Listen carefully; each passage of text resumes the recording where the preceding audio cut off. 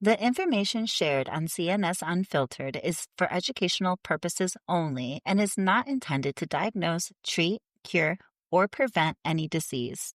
Always consult your healthcare provider before making any health or lifestyle changes.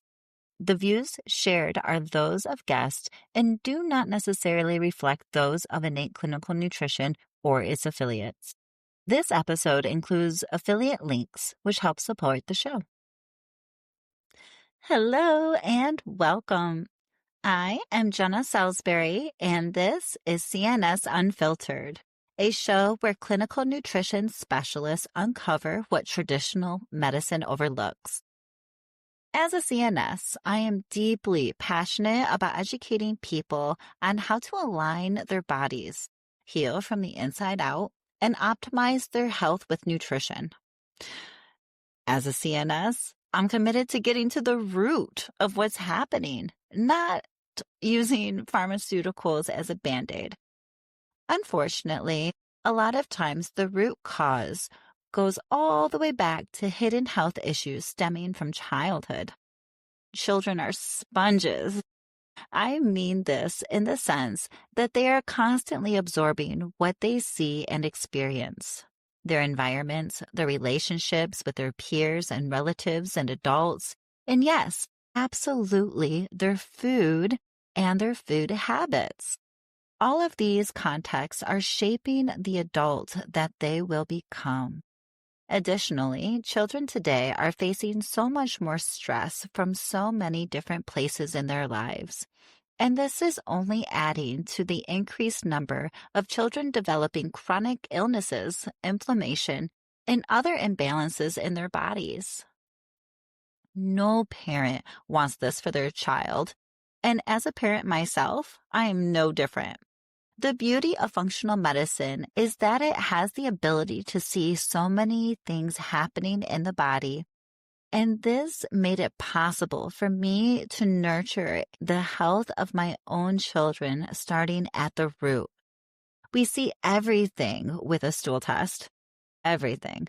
I can look at a stool test and see parasites, understand histamine responses or colonization, recognize a traumatic birth, and everything.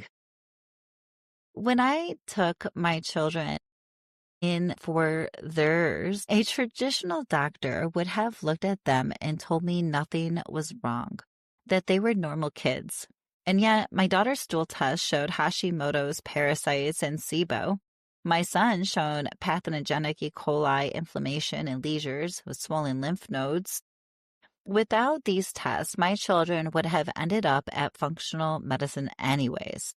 But as adults that feel like they're out of options, adults who know something is wrong and have been told by everyone else that they're fine, just like the hundreds of adults I've seen for the last 15 years I've been a CNS practitioner.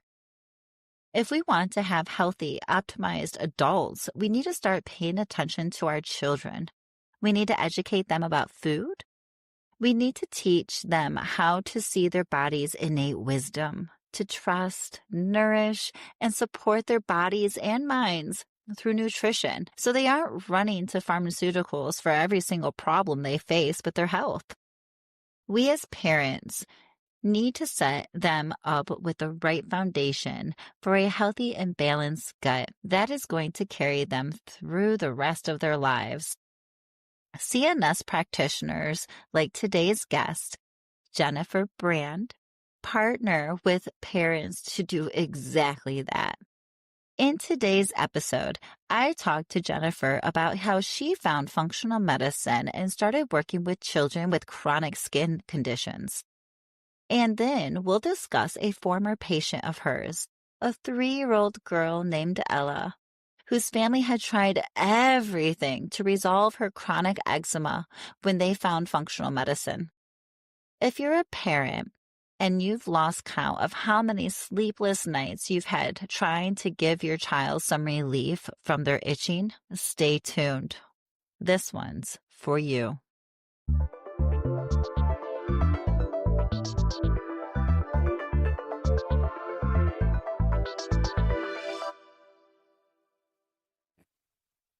Hello, everyone. Welcome back to CNS Unfiltered. So excited to have you all with us today and super excited for our guest, Jennifer, today.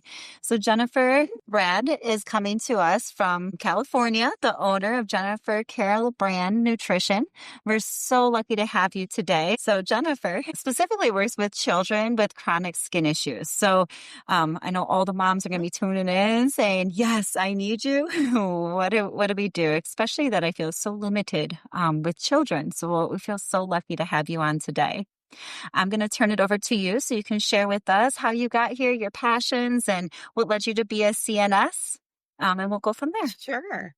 Yeah, well, thank you so much for having me. I'm really excited to be here. And just for all of those of you listening, yeah, just a little background. So I help families break free from that exhausting cycle of the endless itching and the painful rashes and the sleepless nights and the constant fears of food. So if you're a parent of a child with chronic skin issues, these are common concerns that you have, common issues that you deal with. I'm a clinical nutrition. I'm a certified nutrition specialist. I am a licensed dietitian nutritionist as well. And in my practice, I focus 100% on children with chronic skin issues. I've been doing this for over 8 years now. So this is my specialty. This is the only kind of clientele I see. And over the years, I've had the honor of helping thousands of families heal their kids from the inside out. Because when we're talking about this functional approach, that's what we're doing. We're helping the body heal from the inside out. And this is so critical because this is how you can help your child feel more comfortable in their skin and more confident in their own bodies. And then as a parent, of course, this gets you out of living in survival mode and just getting back to enjoying being a parent.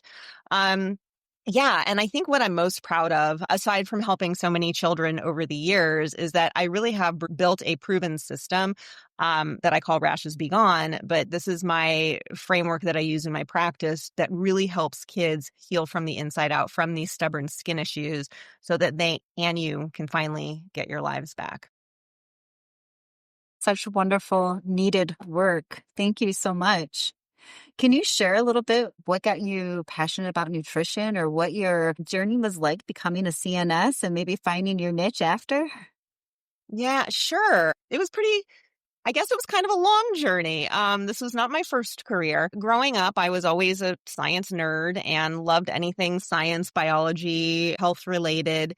I, of course, struggled with my own health issues throughout my life. My father actually was diagnosed with psoriasis when he was 6 years old. By the time he was 35, I was about 10 years old at the time. He developed psoriatic arthritis, and he has taken a Mm. completely conventional approach to this. He's in his 70s now, and I have seen what happens when skin issues don't get resolved at the root cause.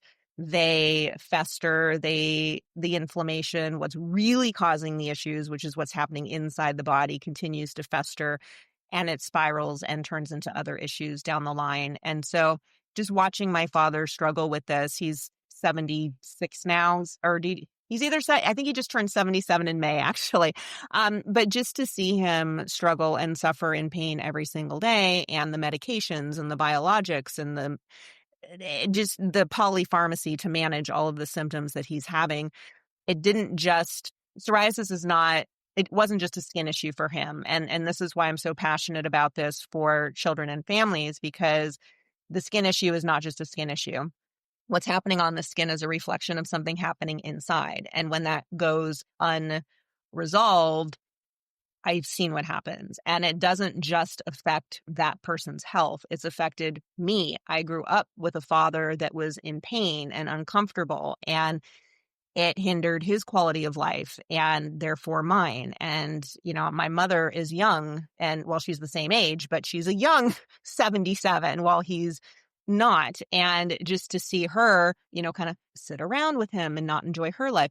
So anyway, it's just, I have seen what chronic skin issues can do, not just to the person struggling with the skin issue, but also to everybody who loves that person. And it's a full body issue. It's a full family experience of just desperation and heartbreak. And it does not have to be this way. And if there's anything I can do to prevent other families from going through what I've gone through, what my father has gone through, then that's what I'm here to do. 哦，thank you so much for sharing that. So this might be the perfect segue to show us how you think through that, how you do it. I know you've prepared a case study for us, and I know I am personally super excited. I love going through case studies, hence CNS Unfiltered. So I'm gonna kind of turn it back over to you. One of the first like dire questions I have is like, where did traditional medicine leave off? Like, where did they say, okay, I can no longer go this approach. I need to see Jennifer. I think it happens. Every family is different. I think for a lot of families now, it's happening earlier on. By the time families have come to me, and the one case in particular that I was going to focus on, we'll call the child Ella. Name has changed because of privacy, but they were about 3 years old by the time they found me, and her rashes started. It was severe eczema, and this started when she was about 6 months old. The flares were constantly, in that up and down cycle, that itch scratch cycle that happens so often when somebody, especially a child, has eczema. Her skin was raw, red, inflamed, no matter what they tried. And like so many families, they tried everything. So they did all the doctor's visits. They saw allergists and dermatologists. They use the prescription steroids, which sometimes would help when they use them, but as soon as they stopped, they get the rebound flares. Everything just comes back. So they couldn't stop using them, without having Ella suffer. They tried everything natural. So they were using all the natural over-the-counter creams. They even rehomed their family dog in desperation because they were so concerned about allergies. And they had this dog even before the daughter was born. So this was their first baby. They tried every single elimination diet out there. You name it, they tried it. And if you're a parent struggling with your child's skin, you know what that's like. You try everything and nothing solves the problem. And you have these glimmers of hope, but then the rashes come back. So I think that most people, once they start, and Ella's family, for example, they had just gotten so frustrated and nothing was working. And there is a possibility of downstream effects from using topical steroids long term. I do have a number of clients in my practice now that are struggling with topical steroid withdrawal. And I don't say this to scare anybody. However, it is something that can happen. It can happen with children, and children are more susceptible to it because their bodies are smaller. They don't detox as effectively as adults' bodies do. They're more sensitive. So I have seen this happen over and over. And it's good that the information is out there because it encourages parents to look for another approach.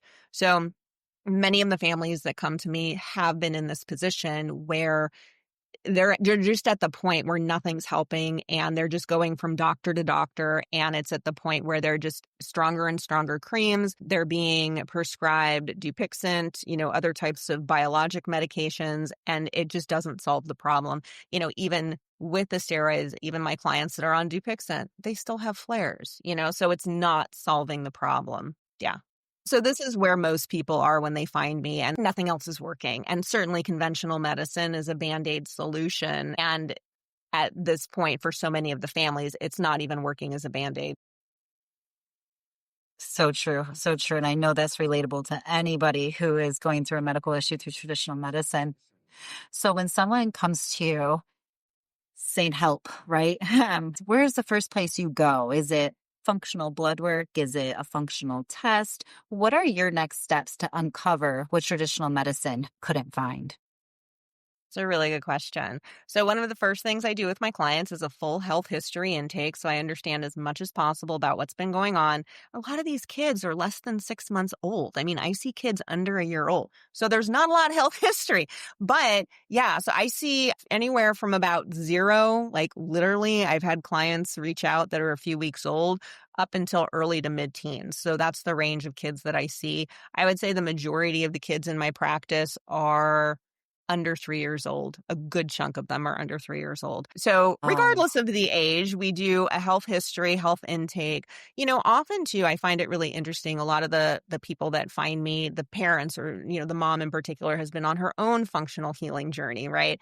And there are some similarities. We do share our microbiomes with people we live in close proximity with. So sometimes some of those things can play a role. But that said, So we do start with a health history intake. And when it comes to testing, especially on little ones, it's very common, and I see this a lot. People come to me with all of this testing that they've done and all of this random stuff. Just no, hard pass. What I find most helpful, comprehensive digestive stool test. And the one that they use really matters. My gold standard, my go-to, it is GI Map from Diagnostic Solutions. There are other good ones, but what you really need is a professional grade comprehensive digestive stool test. If it is a direct to consumer, meaning if you can go online, buy it yourself, and then they'll do like a consult with you with an expert at the company, that is not going to solve the problem. It is not helpful. So that's a hard pass. So I would say make sure that you work with somebody who understands what testing is most critical. You can do the comprehensive digestive stool testing at any age. The second in line that I find helpful is an urinary organic acids test. That is best 2 years and up. But I really find that the comprehensive digestive stool test in most cases is all the data I need to solve the problem. If somebody has gone through allergy testing and other types of blood work with, conventionally or somewhere else, I will take a look at that. But doing a blood stick for a little one is extremely traumatic. And the bottom line is we really don't need to. When somebody is so young and when we're talking about what's happening on the skin, chronic skin issues are inflammatory health conditions. They are coming from immune system dysregulation and inflammation that starts inside the body. It is not an external trigger. So we have to look at where is the largest chunk of the immune system? That's what we're looking at. Why is the immune system in such dysregulation? And the largest chunk of the immune system in the body actually lives in and around the gut microbiome. So that's why we look there. So the types of imbalances that we see in the gut microbiome represent the largest bucket of issues that are straining the immune system, causing that dysregulation, causing inflammation, which is then showing up on your child's skin. So we start with the intake, the testing, and then some of the other things I really focus on, and these are part of my process that I use with every single client I work with. And now every child is unique. So there's little tweaks and nuances and differences with each case, but we look at the intake, we look at what's happening in the gut. We, of course, have to look at the diet. And this is a big one because by the time also most people have found me, a lot of them have done elimination diets. And this is very dangerous in children. Children are growing and developing, and they are on a healing journey. So kids, pound for pound, compared to adults, have a greater metabolic need because their bodies are already doing so much. And then on a healing journey, it requires even more fuel. And that fuel is in the form of nutrition. So if you're a practitioner listening to this, please know food is not the root cause of this. That's why the elimination diets don't help. They don't solve the problem, certainly not long term. So if you're relying on foods to solve the problem, it is not going to. And time again, I have seen skin issues just worsen, especially the more foods that are cut out. The longer somebody is on an elimination diet, the worse things get, the worse the itching gets, the worse the rashes get, the worse the skin barrier function gets. So what I focus on with my clients is expanding the diet. And the bottom line there, if it's not an identified IgE food allergy that your doctor has told you to keep out, put it back in the diet.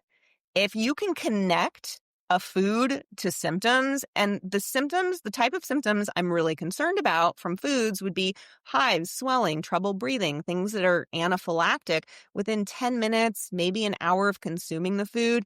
But if you're talking about your child got itchier or their eczema flared like 2 days later, that's not the food. That can be absolutely anything unless they live in a bubble and, but that's not the case. So we got to expand the diet. That is huge. We also do work on skin barrier function and protecting the skin barrier in an appropriate manner. And this is another big area where I see a lot of mistakes get made. And it's so common because people, again, parents who find me, people who are looking for a functional approach are looking for a holistic natural approach. So they're looking for natural topicals. This can be a huge problem in babies and children because food-based products, essential oils, plant-based things, these are what are in these natural products. Well, when we have a broken skin barrier, and this is especially dangerous for kids, especially if they have not eaten these foods yet, we can get sensitized and actually develop allergies through a broken skin barrier. So it is actually safer to use a lot of the things that you don't want to use or that you're afraid of, like the Aquaphor, like the Vaseline. Yes, this is the truth. So I work with parents to make sure that we're using safe things on their child's skin, not things that are going to cause allergies or promote infection. A lot of these essential oils are also, they're too strong. We have a skin microbiome like we do a gut microbiome. So some of these things like the essential oils, even coconut oil, not only is coconut oil food-based, it's a potent antimicrobial. We're wrecking the skin microbiome even further, causing more skin barrier dysfunction, which we can call leaky skin. We talk about leaky gut all the time. We get leaky skin as well. So we've got to take care of what we're doing on top of the skin appropriately. We also need to look at, again, calming the immune system, calming these sources of inflammation that not only the ones that come from inside the body, but also, yes, what can we do from an external perspective? And most of the clients that come to me are already eating a healthy whole real foods diet because they've done that whole thing and they've cleaned everything up, so it's not necessarily that. But if your child is on more of a standard American diet and eating inflammatory foods, that could be a source of inflammation. So of course we'd have to have that conversation if that was the case. So we work on those various sources of inflammation and determine where they're coming from to help combat that. A big piece of that too is just making sure that your child's body has the antioxidants to combat that inflammation, which primary way we get those in from the diet. This is why we say eat the rainbow assortment of veggies and fruits. The different colors are different phytonutrients, different types of antioxidants. So those are all super important. So another reason why the diet needs to be so broad. And also, we need to look at detoxification. This is huge. If toxins are not getting excreted, the skin is a detox organ. So, we sweat, toxins come out. The bowels, obviously, we have bowel movements, that major route of detoxification, urination, the kidneys, the lungs, we exhale toxins. So all of these detox pathways need to be open so that the toxins can get out, because if they don't, causes more inflammation, which is going to show up on your child's skin. When we're talking about detox, this is not herbs. It is not cleanses. It is not flushes. It is none of these things. It is not harsh binders. It is not detox protocols that you find on the internet or in an online support group.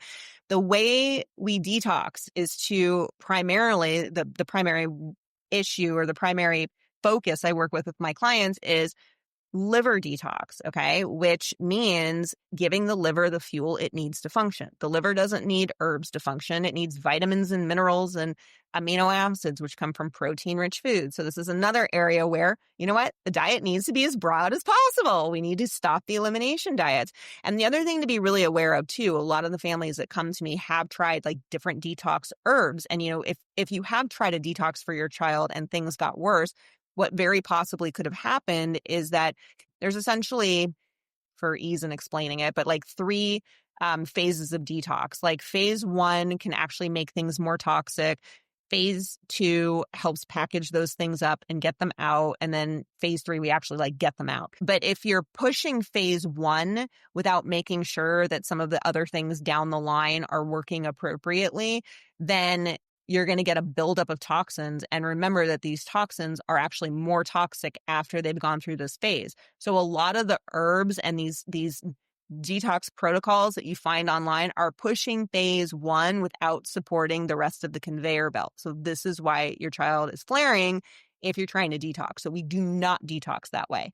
And of course, we work on the gut. And so when we're talking about the gut, what's most important to understand is that this is not just a probiotic. This is not glutamine and some oregano oil or olive leaf. These are things people commonly come to me saying, oh, I've been on a protocol and it didn't help. I worked on the gut and it didn't help. Well, they didn't have the right testing. That is not a protocol. That is a cookie cutter a cookie cutter plan, and it doesn't solve the problem. Because when we look at the gut, so we have to account for all those other things I mentioned. We have to make sure your child's nourished. We have to combat the inflammation. We need to work on the skin barrier. We need to work on detox and make sure that's functioning. And then we can really start focusing on the gut.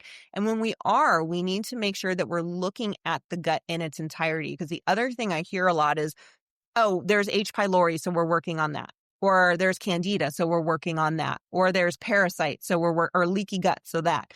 No, no, no. There's a bucket of findings that are happening in there. They all work together. So if you're just focusing on one thing in that test, it is not going to solve the problem. So the other thing to consider, I do this to explain this to all my clients, but it's like, we have this bucket of findings, which the gut imbalances, issues with detox, not getting in enough nourishment, like this whole bucket of things that we have that's going on with your child. And then we have their immune function, which is like, if anybody is visually watching this, my hand is up here for a bucket of things and my other hand is down low for your child's immune system. So, and we're not necessarily trying to make everything in the imbalance bucket perfect, but we're working on all of the pieces together in that imbalance bucket. And at the same time, we're lowering that while helping boost your child's immune function. So we're looking to find a balance for your child because it's not about solving every single issue. That's impossible.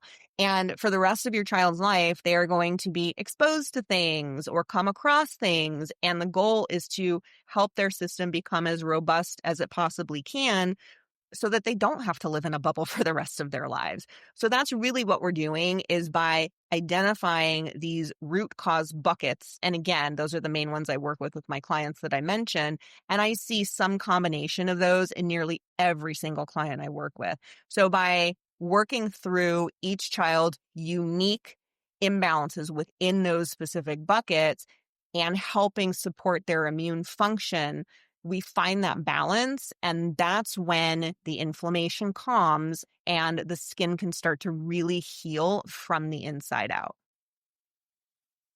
Beautiful. Thank you so much. There's so much to unpack in that, but it is so valuable. It's very common, like if they are on a social media support group or even going to the physician, the approach is kill. Find what it is, kill, right? We're going to work on that, the candida or the H. pylori. When I have a gut first practice too, because it is the foundation, right? And it's like, it's not about the killing, honestly. It's about the environment. It's about the functioning of it. It's about how this cascade of turning your food into something your body can use either nourishes your body with good things or is nourishing your body with toxins.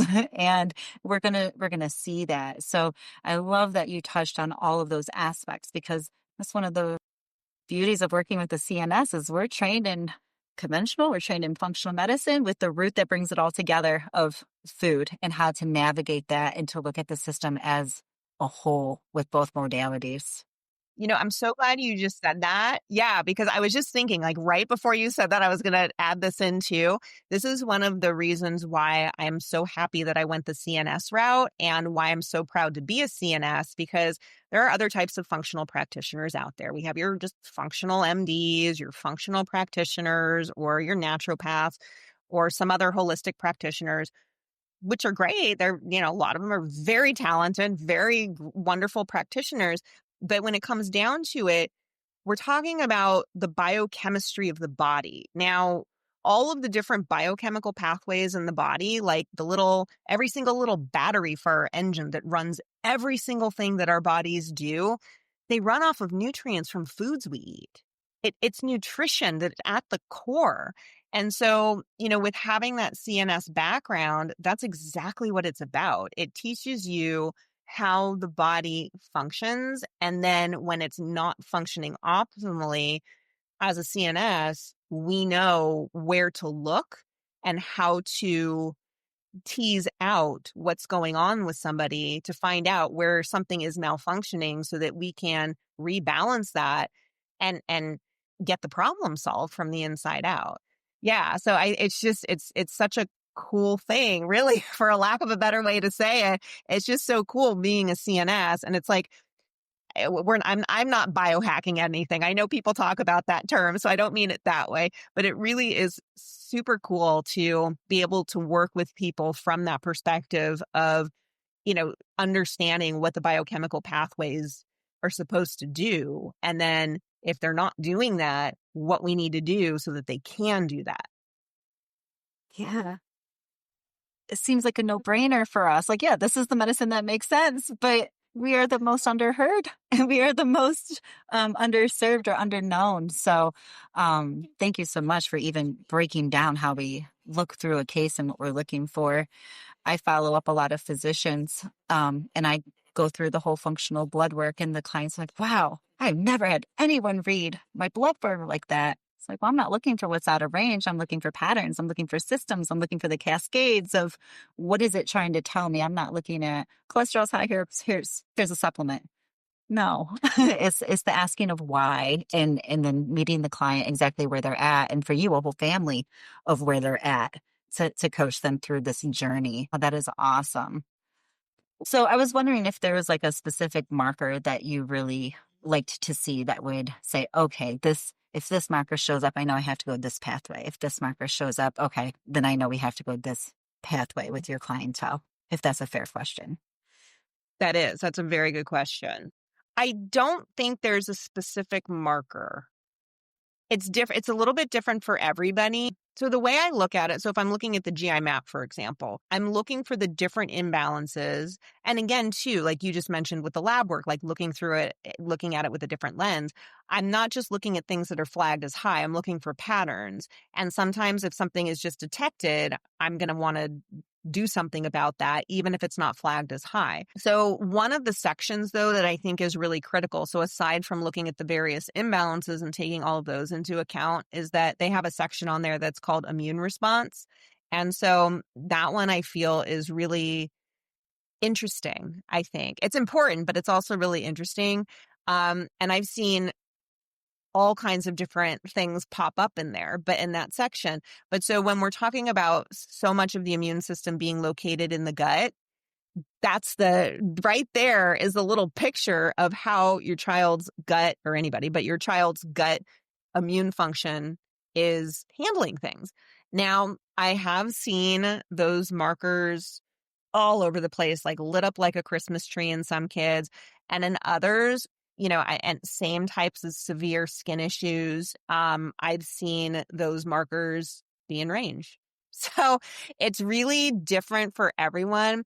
I will say, and again, this isn't always the case. There is no like typical anything, but sometimes the more in range that section is, the less time it takes to get resolution to what's happening on the skin, but not always.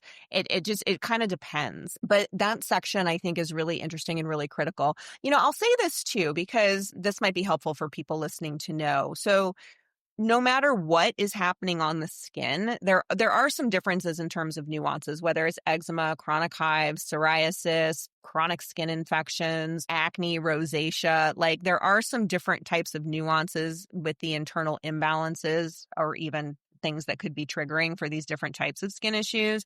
But with all my clients, I start out the same way. With the intake, we still work within these buckets. And again, like depending on that unique person and their unique case, there are some tweaks that we make. But generally, I'm looking at the same types of imbalances.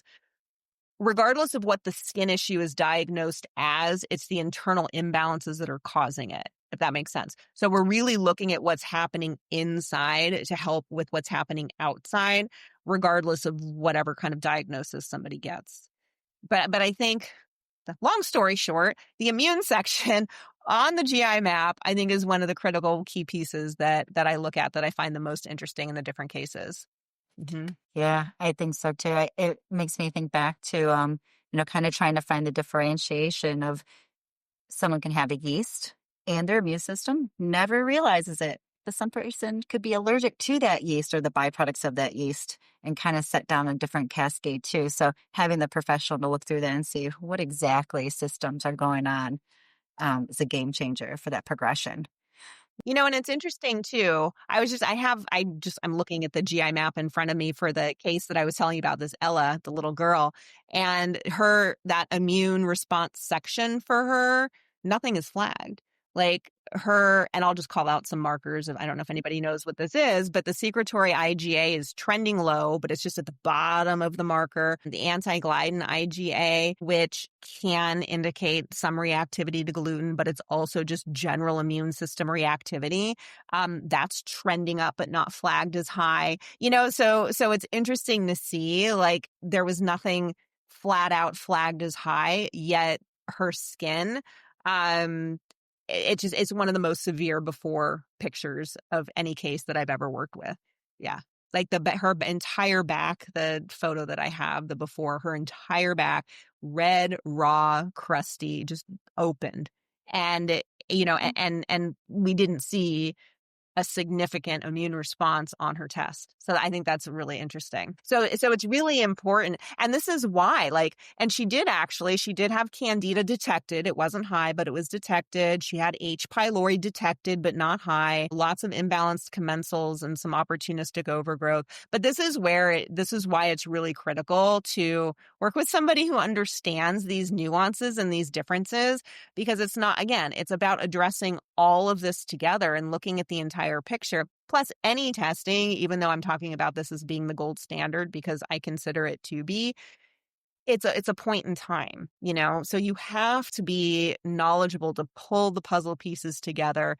And this is also why it's so critical. When I work with clients, I work very closely with the parents. It's like my services, my programs, they include follow-up and engagement, because we have to keep the needle moving forward. And it's like every step of the way can open up, a whole new set of clues that help us continue to move forward. Beautiful. For Ella, what would you say was her turning point? When was it that you kind of saw that turn of like, okay, now we have the light at the end of the tunnel? What was that magic? That's a good question. I think for her, and then similarly for a lot of my clients, it's the realization that food is not the root cause of the problem. I have so many families, including Ella's, that once they stop restricting and start adding foods back in, that alone, they start to see improvements because now the body has some fuel to heal.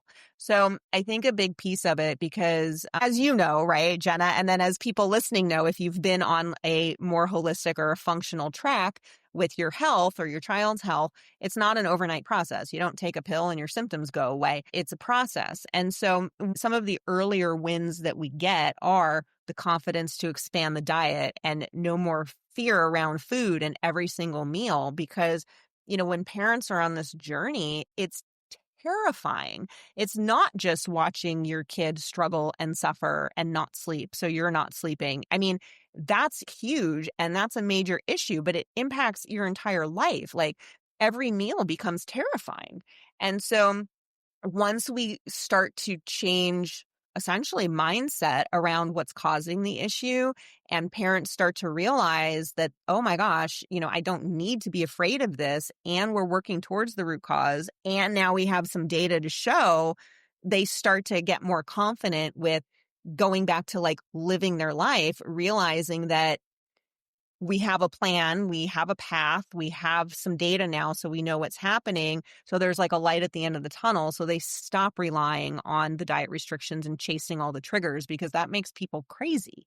So I think one of the early turning points is not even, the testing and starting to see skin improvements. It's just the mindset and being able to get some semblance of life back without the fear.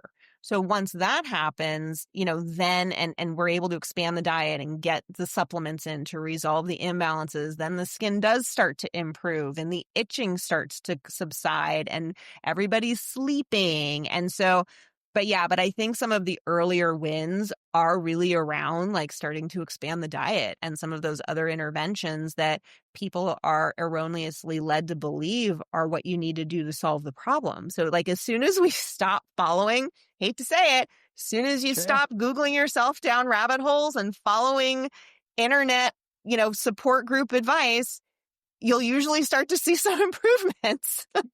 Go see what mainstream is doing and probably do a little bit to the left or right, whichever. But, There's a balance. Yes. And Mm-hmm. I love that you talked about that fear state. Like food is the most personal thing we do with ourselves every day, and we cannot separate ourselves from it. And so it becomes a very emotional journey for everybody. And we can be real. Our healthcare system, like they want us to be fearful, or you have this, or now you have this, and now we need this kind of situation. Yeah. Everything's given a diagnosis so that there's a medication to solve it.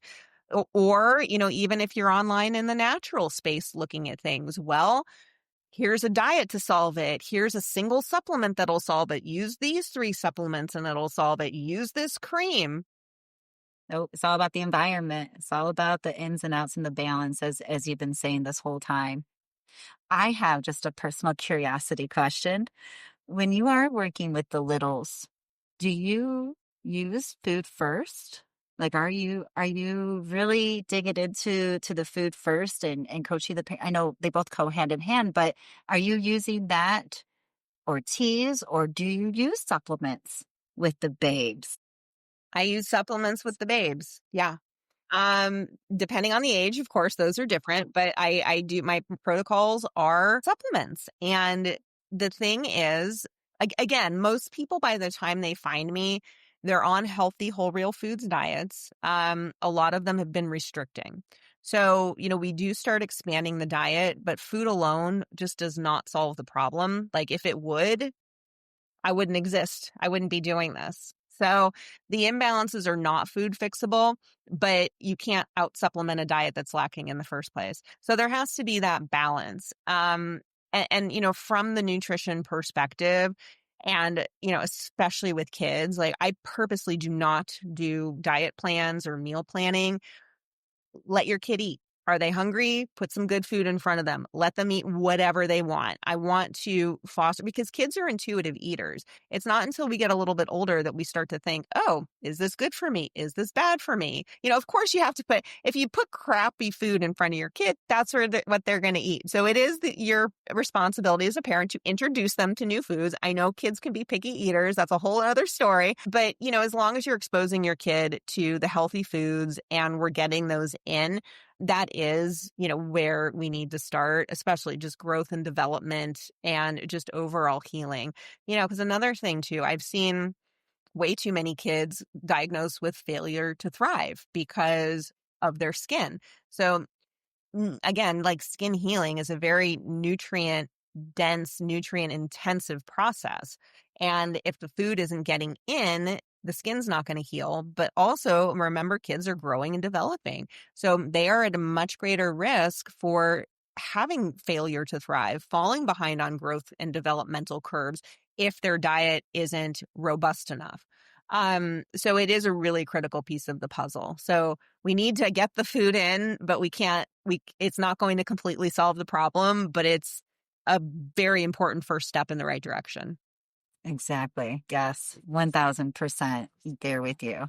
Food's hard to shift. It's hard to shift the whole body with food, right? That's where the supplements, where we put it in for a reason, to change biochemistry, to get the body functioning in a certain pathway, in a certain way, before we can allow food to take over, or the system to maintain homeostasis, essentially. Mm-hmm. Mm-hmm. Yeah. Oh, one other important thing with that too, just in case somebody's wondering about this, supplements, they're not forever. Your child does not need to be on them forever, right? So no, it's about using them. It's a supplement. It's supplemental. That's exactly what it means. And so we use them to bring balance back to the body. And then once we've done that, what I do with my clients is we implement them in a certain way and we kind of stage them in, one or a few at a time. We build up to everything that I want somebody to be on, based on all of the findings that I've seen. And then once somebody is doing well, and then we see that maintained for a period of time, then we start weaning off, kind of like the way we weaned up, we wean back. And, make sure that the results stay, and then get people, get these kids back to just normal life. Yay! Exactly, right? Here to balance it so you're not on the pill forever, right? Hmm. That's wonderful. If you could debunk anything when it comes to your field, what Hmm. would you want to debunk, or what would you say is the myth you would like to expel? Oh, there's so many. So number one is the elimination diet. So stop that right now. Just stop. Yeah. Just number one, elimination diets, food sensitivity testing. It's worthless. It doesn't, it, that I can do a whole thing on that. So we won't even go there today, but no elimination diets, no food sensitivity testing, professional grade comprehensive digestive stool test. Um, that's not something that, one session with an expert at the company that is going to be able to help you with a plan. Detox herbs are not going to solve the problem. A candida cleanse, a parasite cleanse is not going to solve the problem. Basically, everything that you read online, these piecemeal interventions, these one-off things that are supposed to help solve the problem, just aren't. Oh, another really big one. Colloidal silver on the skin is a hard pass. It's promoted as a natural remedy and a natural antimicrobial, and parents use this for, some people take it internally. Just don't do that. But it's marketed to be a natural antimicrobial to help prevent skin infection, because a lot of kids with chronic rashes end up with skin infections. But colloidal silver, like, there's really no scientific evidence that it actually does that. It can absorb through the broken skin barrier. This happens more readily in kids because their bodies are more sensitive. They don't detox as well or as efficiently as ours do. And the silver can actually deposit in soft tissues throughout the body, including in the kidneys. It can cause a permanent discoloration of the skin. And just please do not DIY skin infections. You need medical attention. You need to talk to your doctor. If they prescribe antibiotics, it is very important to use them. Do not be afraid of antibiotics. This might be the most important of the myths, okay? I have not seen a course or even 2 or 3 of antibiotics destroy everything. I have not. I have seen it be helpful. I have seen more cases of unresolved skin infections that fester for months and months and months while the child continues to struggle and suffer because parents are terrified. And then as soon as we talk about it, I get them to go to the doctor. The child starts antibiotics within, a week, a few days to a week. Things calm down, the infection's under control. Then we can start, really working from the inside out. But nothing is going to happen. Nothing is going to get better if your child has an untreated skin infection. I have seen multiple cases of untreated skin infections also end up to be MRSA. And then also on a broken skin barrier, when your child has a skin infection, the skin is weepy, it is red, it is hot, it is inflamed, it is broken open. This infection can get into the bloodstream and even result in sepsis, which can become life-threatening. So do not DIY a skin infection. Talk to your doctor about it. Yes. Yes, 1000, 1000. Wow, this was so good today. So, we're going to have some moms or even other CNSs like, I want to work with kids, or I want to work with skin, or anything along those lines. Where can people find you? How do you practice? How could they reach out? What would you like them to know about you and your work, and how to connect with you? Yeah, I mean, I'm happy to answer any questions that anybody has. I have programs and services for kids and their families, and then I also have a program which is a practitioner training and mentorship to teach other functional practitioners, in particular CNSs and other, functional nutritionists, how to do this work effectively. And yeah, so people can find me on my website. It's probably the easiest place. So my website, jennifercarynbrand.nutrition.com. And then on Instagram is where I'm most active with sharing information, just connecting with people there. So my handle is Jennifer Caryn Brand. The Caryn there, it's spelled Caryn. So those are probably the best places to get started. And then, you can always reach out to me through either of those locations for questions, anything you need. But yeah, I'm always here to help, and I'm always happy to answer questions for people because I know how challenging this journey is for parents and how overwhelming and fear-filled and heartbreaking it is. And again, I've seen it with other family members, and watching somebody you love struggle and suffer is just absolutely devastating, and it doesn't have to be that way. So I'm always here and just happy to help and give support wherever I can. Oh, you're a godsend. Thank you so much. Thank you so much. It was a pleasure to be here, and I hope this is helpful to everybody listening.